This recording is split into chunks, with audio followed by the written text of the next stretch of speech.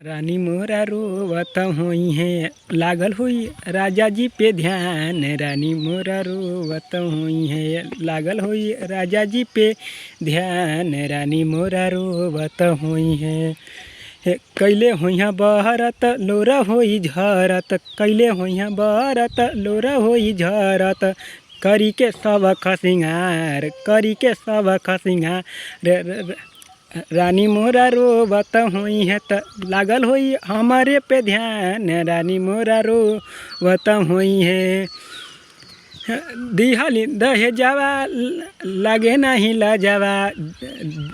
दिहली दहेजवा लगे नहीं लजवा, करी के सबख सिंगार। रानी मोरा रोवत होई है,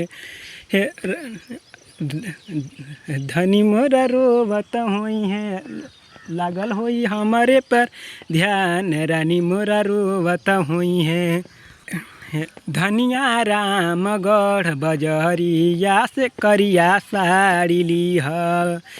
लागी नाही धनी केहू के तोहरा नजरिया, लागी नाही नजरिया।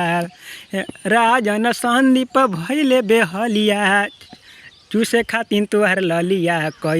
कैसन बालू ये धनिया, अरे हमारा जिंदगिया के प्यार कहवा भुलाई हो गईलू। अरे हमारो धनिया तू प्यार तू कमी नाही करीह। अरे कमी नाही करीह। राजन रड़ुआ भैले बिगड़ुआ, राजन रड़ुआ भैली बिगड़ुआ।